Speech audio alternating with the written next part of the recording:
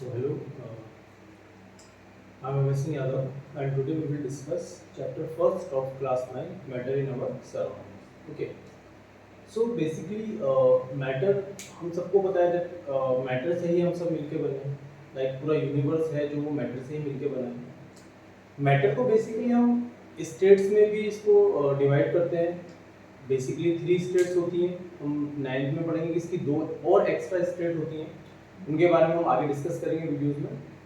First हम इसका एक बेसिक इंट्रोडक्शन ले लेते हैं चैप्टर का कि चैप्टर में हमें किस तरह से मैटर को समझना है, मैटर की प्रॉपर्टीज को समझना है, मैटर के कैरेक्टरिस्टिक्स को समझना है. अब मैटर बेसिकली क्या है? Anything that has mass and occupies some space. कुछ भी ऑब्जेक्ट जिसका कोई ना कोई मास है और वो कोई ना कोई ऑब्जेक्ट को ऑक्यूपाई कर रहा है, वो एक तरह का मैटर है. फॉर एग्जाम्पल, अगर मैं इस मार्कर की बात करूं तो ये मार्कर बेसिकली मेरे हैंड पे अगर मैंने इस तरह से रखा तो ये इस पर्टिकुलर स्पेस को ऑक्यूपाई करता है. और ये जो स्पेस इसके थ्रू हो रहा है, इसका मतलब इसका कोई ना कोई मास भी है, ये स्पेस भी ऑक्यूपाई कर रहा है. That means this is a matter. For example मैं बात करूं इस बोर्ड की, ये बोर्ड इस वॉल के ऊपर कोई ना कोई स्पेस ऑक्यूपाई कर रहा है, एक स्पेस ऑक्यूपाई कर रहा है, उसका कुछ ना कुछ मास होगा. नॉर्मल सी बात है. तो ये क्या हो गया? एक मैटर. इसी तरह हम बात करें गैसेस की. गैसेस भी स्पेस ऑक्यूपाई करती हैं. अगर मैं एक बलून को फिल करूं तो उसके अंदर जो पार्टिकल्स प्रेजेंट हैं वो गैसेस के हैं, तो उसका भी कोई ना कोई मास होगा और उन गैस के पार्टिकल ने पर्टिकुलर स्पेस को ऑक्यूपाई किया, उस बलून की शेप को ऑक्यूपाई किया हुआ. अगर वो एयर नहीं होगा तो बलून का शेप नहीं होगा. तो वो भी क्या है? गैसेस या एयर भी एक तरह का मैटर है. सो बहुत लो लेवल पे बात करें, हम जो जूनियर क्लास में पढ़ते हुए आए हैं that matter has 3 states, solid, liquid and gas. हम तीनों की प्रॉपर्टीज के बारे में बात करेंगे और जो 2 एक्स्ट्रा स्टेट्स हम पढ़ने वाले हैं क्लास 9 में, plasma and boss Einstein condensate, उनकी भी हम बात करेंगे आगे वीडियोस में. पहले हम मैटर की कुछ जो जनरल थ्योरी है या जो जनरल इंट्रोडक्शन उसके बारे में डिस्कस कर लेते हैं, उसके बारे में बात कर लेते हैं. तो फर्स्ट है यहाँ पर that matter is defined as anything that occupy space and has mass, जो कि हम ऑलरेडी डिस्कस कर चुके हैं. Example book, board, table, chair etcetera. So these all are examples of matter. और हम सबको पता है दैट मैटर्स, हमारी पूरी अर्थ ही मैटर से मिलकर बनी, पूरा यूनिवर्स मैटर से मिलकर बना है. तो ऐसा कुछ नहीं है जो मैटर से मिलकर नहीं बना हो. Now general characteristics of metals. अगर मैटर की जनरल कैरेक्टरिस्टिक्स की बात करें तो ये कुछ पॉइंट्स हम डिस्कस करेंगे. Matter has mass, we all know. Yes, solids का मास हम इजीली मेजर कर सकते हैं. लिक्विड्स में मास होता है, वी नो. अब जब हम जो ऑयल की जो केन होती है या ऑयल की जो बोतल होती है उसमें आजकल केजी के अकॉर्डिंग भी लिक्विड आता है, या हमारा मिल्क आजकल केजी के अकॉर्डिंग आता है, 1 केजी 2 केजी. तो लिक्विड का मास होता है. ठीक है. गैसेस का मास होता है. आपके घर में जो एलपीजी सिलेंडर आता है उसको आप जो जो विदाउट गैस का उसको उठाइए, और जिसमें जो फील्ड है जिसमें गैस अवेलेबल है एलपीजी उसको उठाइए, तो दोनों में आपको पता चल जाएगा कि गैसेस आल्सो हैव सम मास. तो गैसेस का भी मास होता है, सॉलिड्स का मास होता है, लिक्विड्स का मास होता है. और हम we all know that matter has mass. Matter का भी कोई ना, अगर कोई पर्टिकुलर ऑब्जेक्ट को स्पेस को ऑक्यूपाई करता है, उसका कुछ मास है तो वो मैटर है. ओके. तो फर्स्ट कैरेक्टरिस्टिक होगी कि मैटर का कोई ना कोई मास होगा. Matter occupy space. मैटर जो होंगे स्पेस को ऑक्यूपाई करेंगे, किसी पर्टिकुलर प्लेस को ऑक्यूपाई करेंगे. अगर कहीं पर होंगे तो उस पर्टिकुलर स्पेस को ऑक्यूपाई करके रखेंगे. फॉर एग्जांपल, अगर मैं इस रूम के कॉर्नर पे एक चेयर रख देता हूं तो वो चेयर उस पर्टिकुलर प्लेस को क्या करेगी? ऑक्यूपाई करेगी.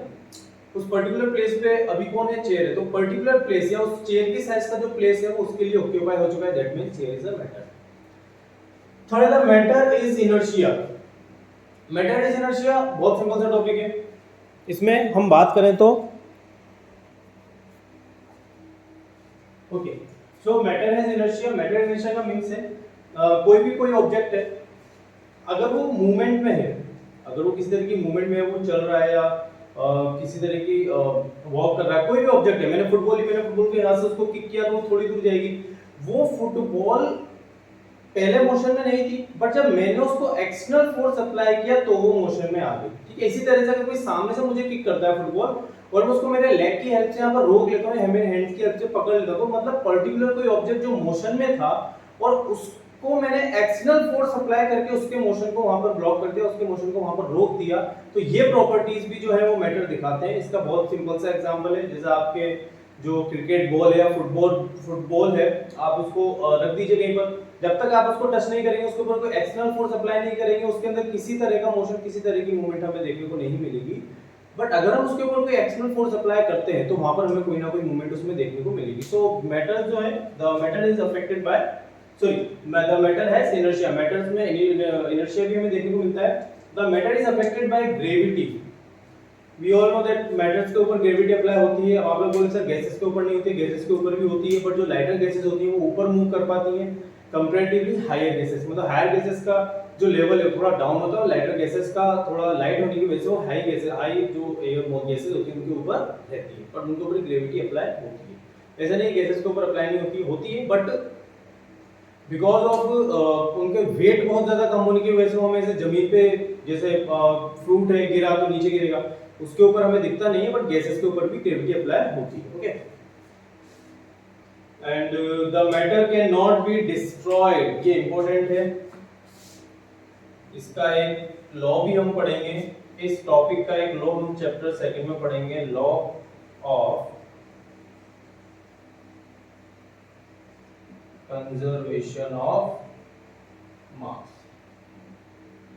इसका लॉ हम पढ़ेंगे, law of conservation of mass. तो according to law of conservation of mass we can not neither created और डिस्ट्रॉयड, ना तो हम किसी भी केमिकल रिएक्शन में एटम को बना सकते हैं, ना ही एटम को डिस्ट्रॉय कर सकते हैं। मतलब ना तो हम किसी भी एलिमेंट के, एटम का, कंपाउंड के मॉलिक्यूल को ना तो क्रिएट कर पाएंगे किसी केमिकल रिएक्शन में, ना ही हम उसको डिस्ट्रॉय कर पाएंगे।